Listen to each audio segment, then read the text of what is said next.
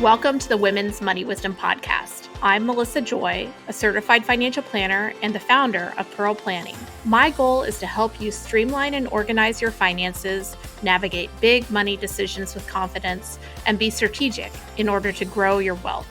As a woman, you work hard for your money, and I'm here to help you make the most of it. Now, let's get into the show.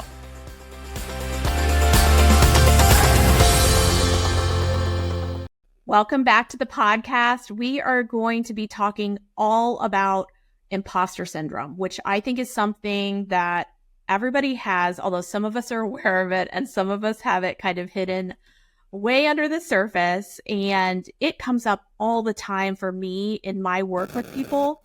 And I'm so excited today. We have a coach who primarily focuses on imposter syndrome. I'm joined by LJ Gamble. LJ, it helps women to overcome imposter syndrome, get unstuck, and find a purpose that they're passionate about. And I really am excited to explore that purpose piece because it becomes so important in your work with your own money. LJ, welcome to the podcast.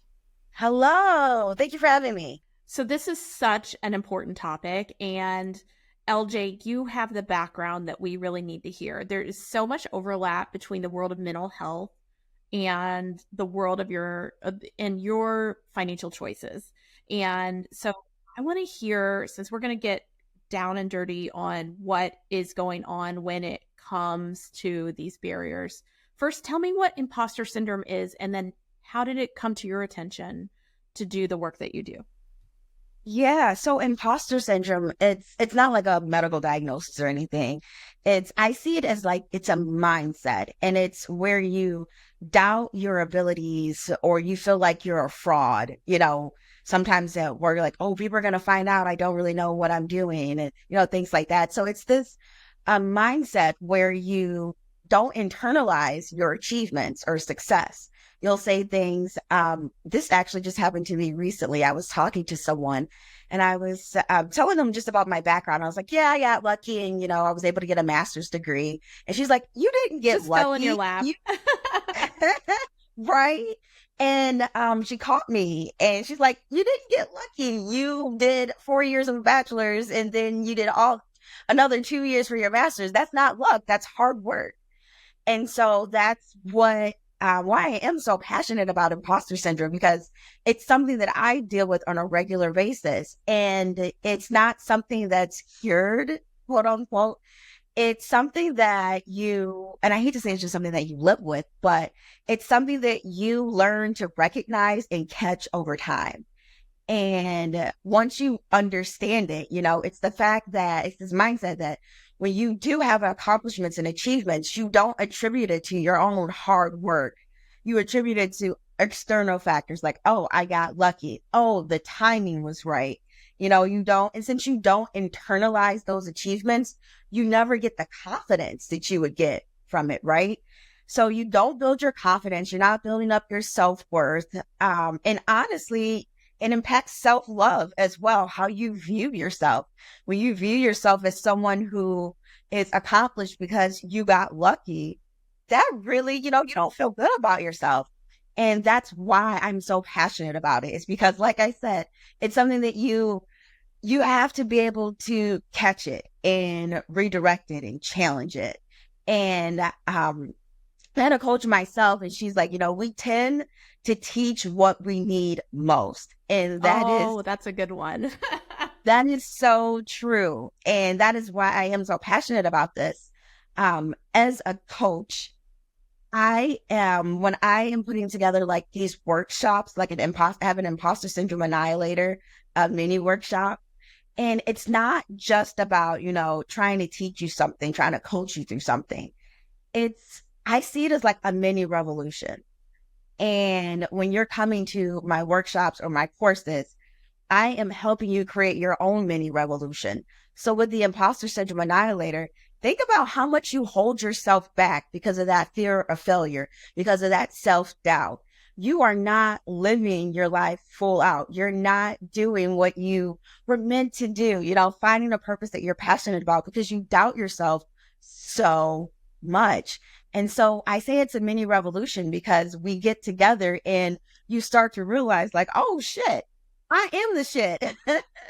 And oh, I don't know if I'm allowed to curse on here, That's okay. but I'm good with that. yes. And then when you have that confidence, that self-belief, you go out and you do things like starting a coaching business, putting together these workshops, the mini conference that we're going to talk about later. A year ago, I would not have been able to put that together. And I say that because of I didn't have confidence in my abilities, you know. It took a while for me to really look at everything I've achieved in life and say, girl, this is because of your hard work. This is because of your resilience. And that's why I'm just like so excited about this. And I call it a mini revolution because once you get unstuck and realize your power and what you're capable of, everything changes. It's literally a revolution. How you wake up in the morning and view your day-to-day life, the goals that you set, everything changes. And it's just this revolution, like you found yourself and you're just ready to like conquer the world. Well, I love that. I first learned about imposter syndrome in terms of your career. Like you might see Yes. the job description that asks for 10 bullet points of capabilities, and if women didn't have one or two, they would say, oh, I'm not qualified, therefore I'm not going to apply. And certainly, like for many of us, our most powerful asset is our own human capital. So if you're impairing your human capital, your ability to earn because you feel less confident, because you feel that you were lucky instead of your the results and your past success was due to your hard work, then that can really significantly impair your ability to ask for a raise, your ability to apply for the promotion, the way that you're seen in the workplace, or the way that you see yourself. But then after I learned about the concept, I started to see it in my conversations with prospective clients. And what I saw there in the world of financial planning is feeling like you're not enough, feeling intimidated about scheduling even an initial conversation about financial planning because Yes. you don't know where to start, feeling like everybody else has it figured out and you don't. And so I think it's so valuable to be talking about this across professional kind of capabilities, because if you have coaches and or financial professionals that are aware of this, they can both acknowledge, hey, here's where you're doing a great job, just like you're saying, like it wasn't luck that got you a master's degree, it was hard work and putting yourself out there, right? And also the same goes, like here's where you're saving well here, you are on a budget, but you need to just know about these other opportunities that may make a difference in your financial life. But if your mindset is broken, then your ability to receive that information and or thrive from it is harmed and isn't Yes. there. Yes. And I love what you said about it can even make you not even make that very first initial appointment, you know, just to sit Right. down and talk about it because you're afraid. You're afraid to ask for help because you're like, I don't want this person. I don't want to sit here. This woman figures out I have no idea what I'm doing with my money. My finances are a hot mess. And so, yeah, you hesitate to ask for help because you're like, I don't want Melissa to think that I have no idea what I'm doing with my money, which likely isn't even the case, but It's kind of also, like going to the doctor and being like, I don't want to disrobe, right? Like, the yes, doctor has to do the exam, but you feel so vulnerable because you feel like and sitting in the chair that I sit in, I see people doing a great job and having areas where they can improve all the time. If that wasn't the case, I wouldn't do the work the work wouldn't be there, right? Like we don't all have it yes. figured out, and you can't just listen to like, a TikTok feed or Instagram to tell you how to manage your money. Oh my God, So yes. yeah, I so agree that like it makes you feel so vulnerable that you really, deserve people that will respect you and work with you over time instead of just telling you all the reasons you're wrong. Yes. So since you have this background of your master's is in social work, you studied cognitive behavioral therapy, what can influence your most of us, most of us listening probably can identify, oh yeah, like, whether it's in one area of your life or all the areas of your life. Yeah, this sounds familiar. I can recognize that I may have or have had imposter syndrome. But then if you recognize that and want to work on it, how do you annihilate that, LJ? Like, what are some of the options that can really make a difference for you? Yes. So one of the things, the first thing I have my clients do, especially with that imposter syndrome annihilator course, is create what I call a hindsight board. And very similar to a vision board, but what it is, like they say, hindsight is 2020. I have them create a hindsight board where they put up everything they've ever done. If you got an award in 8th grade for the spelling bee, put that up there. Your high school diploma, being an awesome mom, all of that. The first thing I have them do is create that hindsight board. So now you have a visual. It's not just me telling you, it's not just us sitting here talking about it. You have a visual of everything that you've accomplished. And that is the first step, is the awareness. So that is what I do, like right off the bat. And that is what I encourage. If you're listening to this and you're like, you know what, this sounds like me. I'm always afraid that people are going to find out I don't know what I'm doing. I really don't want to, reach outside my comfort zone, because then what if I fail? And then people will know I don't know what I'm doing. And you haven't internalized your achievements, and you need to do that. So I would say, even if you don't go all out with poster board like I do, and like I encourage my clients, even if it's just the list, everything you've done that you can remember as far back as like 4th grade, put it on there and actually look at it. Just take it all in, because you don't usually do that, right? You're not usually taking it in. And Well, what and I if I love can is, interject, like if you're yes, of doing course. that on the financial side, I have never done that before, but I paid off that small student loan. Put I that was on there. able to shop my insurance. I started saving to my 401k and didn't stop the auto escalation. I named the beneficiaries on my account. So don't hesitate to do Yes. that in your financial life as well, because I do think Yes. I love that concept.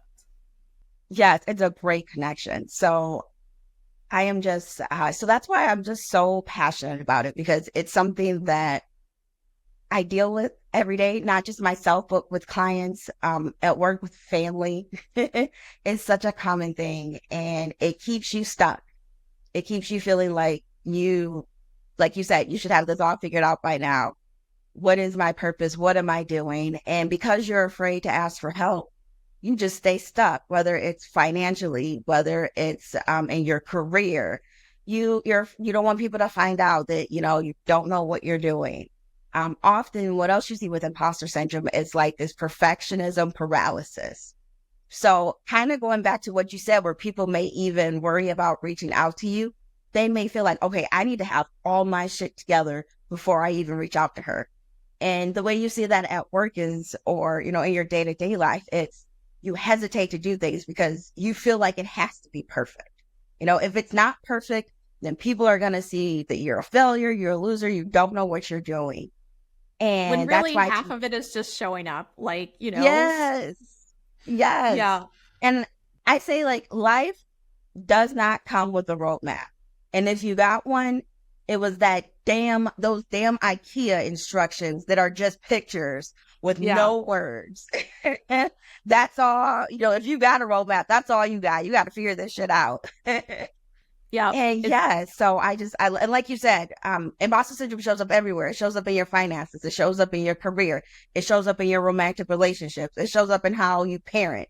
It shows up everywhere. And that's why I call it a mini revolution, is because when you really are able to tackle this, every area of your life changes for the better. And that's so why I'm so passionate about this. so once you get you've done that first step, you've made the list of your accomplishments, and done that postmortem. What are you going to do next? Yes. So the next step would be catching those toxic thoughts. You ever heard of what are they called? Oh, a thirst trap. So you know what a thirst trap is, right? Mm-hmm. They're like, check out this new bike that I got. And when you look at the picture, it's them with like their butt out, but you don't really see the bite. And so thirst trap, it's meant to grab your attention and get you to engage. And Yeah. so when I talk about these limiting beliefs, I call them thought traps, because when you are thinking like, oh my God, I can't do this, it's getting your attention and it's making you engage in those thoughts. And then it And so derails your progress, right? yes, yes. So that's why once you get do the vision board. I'm sorry, not a vision board. Do the hindsight board. All of your accomplishments, really just stand there and take it in. I would even say when you're done, come back to it the next day and see if there's anything you forgot. And so that awareness is the first step.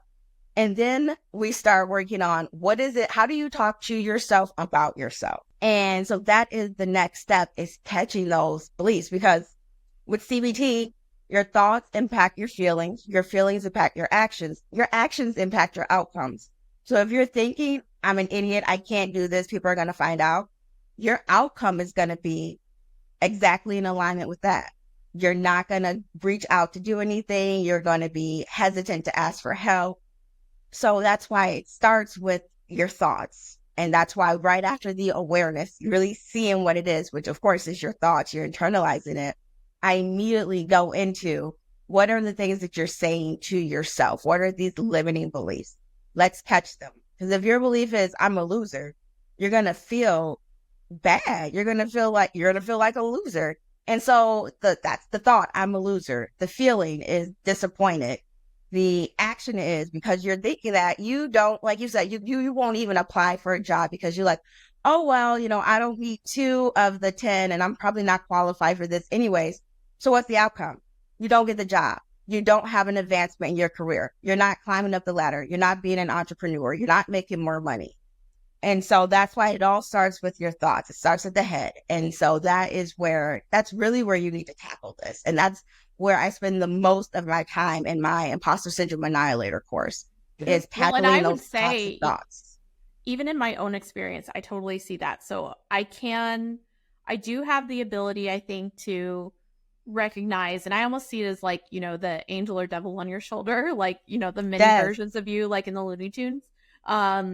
Is I see it as like those negative feedbacks, as sometimes I'm like, oh, they just need to shut up, because I recognize them as like a part of me Yes. that is not helping. And I would always assume in those limiting beliefs and in those thoughts that whatever the worst is, other people would see me as the worst, like, oh, she's never gonna, this is overdue. And really most people are just appreciative that things are getting done, that they have the ability to work with you. But I always see myself as the least successful in their eyes and things like that. But then if I can compartmentalize that and be like, no, just get it done, and then get the feedback from everybody else, it's like, thanks for doing that. Like, I think that is so important, is the ability to recognize when you're being derailed by your own thoughts, is so Yes. important.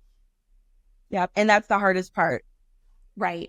It does make sense. And then you talk about how purpose is really an important factor in your success. So how do you like kind of tease out that purpose and integrate it with the work on your imposter syndrome, or kind of overcoming imposter syndrome?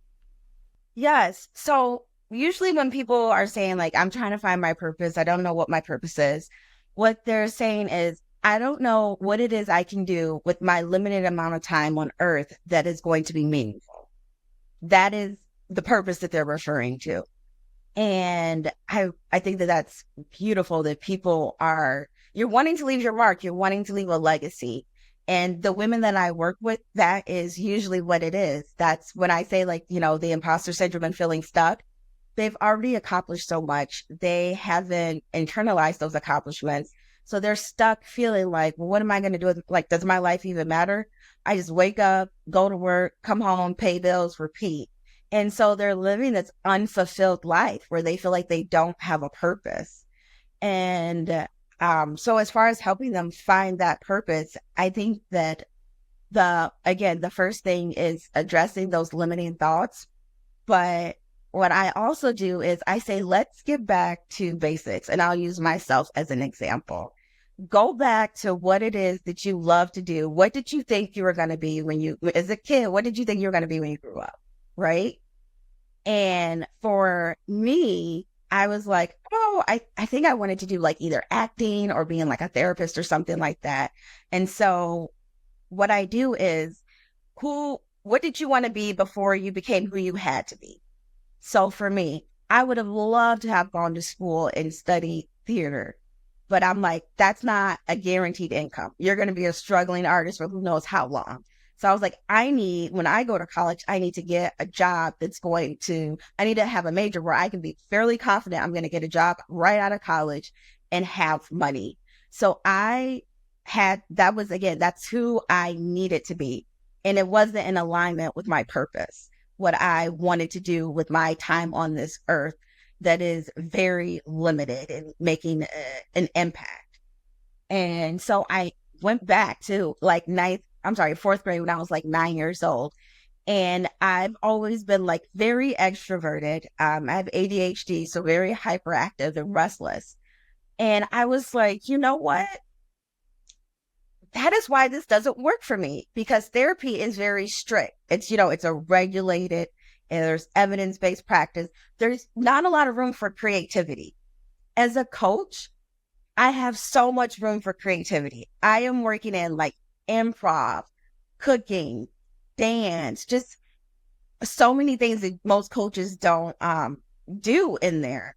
And I feel like I found my purpose. What I'm going to do with my limited time on this earth is being creative and helping people find what it is that they want to do with their limited time on this earth. So I was like, wow, it's almost like it's become it's like full circle, like all that creativity and like hyperactivity, everything that I wanted to do when I was younger, but then I had to sideline it because, oh, you need to make money. But now it's like, no, no, no, no, no, no. I want to do what feels good, my purpose. And my purpose in life is to help you find your purpose in life as a coach. What a reward, because helping professions really pay you back, right? In terms of your clients' achievements really reflect upon you and your sense of well-being, I bet. Yes. So, after that awareness, catching those toxic thoughts, the next step in trying to figure out who you really want to be is go back to what did you really love and enjoy before you had to do something else, before you were expected to be somebody else.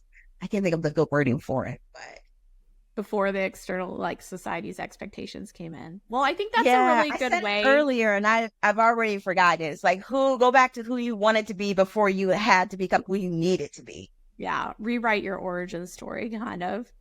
Yes. Or honestly, like embrace your origin story, perhaps. Well, I think that's a great way to tee up that we're planning for December to have a mini conference that you're planning, LJ, but I am so excited to be a guest presenting that as well. Can you tell us a little bit about that? And we'll make sure the registration will be live when this episode is released, so people can check in the show notes and find a link to find out more. Yes. So I came up with this idea for the conference because we're getting close to the end of the year, which means we're getting close to the beginning of next year. Yeah. And everyone's always like, new year, new you. And, we tend to have these New Year's resolutions. We're like, on January 1st, we're like, I'm going to lose weight. I'm going to get on the treadmill. I'm going to take care of, me and, my own self-care. And then January 5th comes around and it all went out the window. And I was like, man. And so New Year's resolutions, essentially what those are long-term goals, typically, right? True. Yeah. And I was like, so many people struggle with setting and reaching their long-term goals. So I was like, okay, what are the most common? What is it that people are typically, wanting to do with their life? And so I'm like, well, typically being healthier, losing weight, getting their finances in order, moving up in their career, exploring entrepreneurship, their self-help. And I was like, oh my goodness, what if I get all of these experts in one room at one time with the purpose of empowering, I can't get that word out, women to actually be able to stick and reach their long-term goals. I love it. And I was like, oh my God, this is great. So I started reaching out to people to create this mini conference. And this is the way we're doing it is, again, myself, I am ADHD. Another one of the presenters is also ADHD. And even though the conference isn't geared towards people who have ADHD, it's meant to be to give you what you need, no fluff, no filler. These are the exact steps that you need to be able to move forward with your long-term goals. So it is December 15th, 2:30 to 4:30. And it's not going to be a 2-hour long presentation. We're actually going to do breakout rooms. So the breakout rooms will be about 20-ish minutes and what I love about this, I think is unique, is that those breakout rooms is not just you coming in and talking about finances. People are actually going to be able to interact with you. And it Yeah. even says on the flyer, come with questions, because it's not about us just presenting information to people. You and I and everyone else, we actually want to help them make a chance. We want to see them be successful. Sitting and listening to us talk for 2 hours is not going to do that. But having those small rooms where you get to be more intimate, where you could ask a question and have these experts answer it right there on the spot. I love that. I absolutely love that. And so that was something that I really wanted to do with this, because myself, I don't learn sitting somewhere listening to someone talk, even if it's 3 or 4 people just talking at me for a couple of hours. We need that engagement. And that is what's going to help you. Like, how often do you go to a business or work conference and you sit there, you listen, you get all the swag, you pick up all the little pieces of papers and all that. How often do you actually follow through and go back and read all of that? Go and look at all these brochures and everything.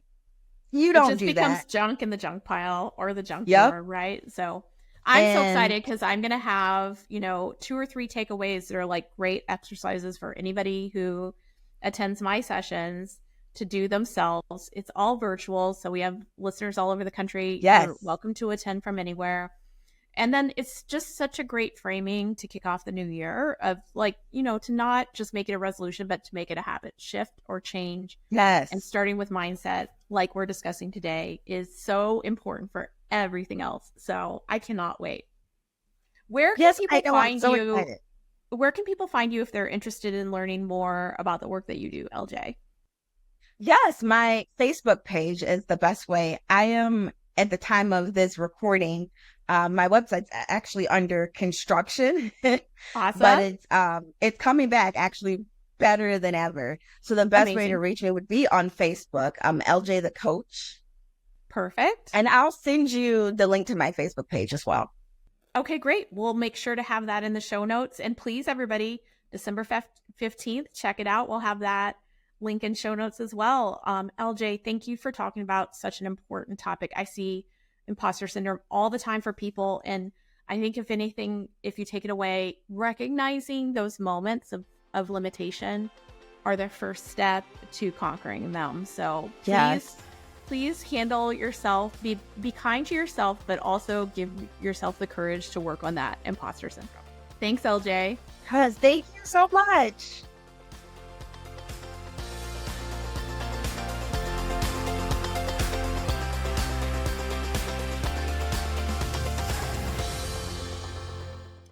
Thank you for listening to the Women's Money Wisdom Podcast. If you found value in this episode, the best way you can support the podcast is to forward an episode to a friend or leave a review. Go to pearlplan.com and the podcast link to get all the resources and links mentioned.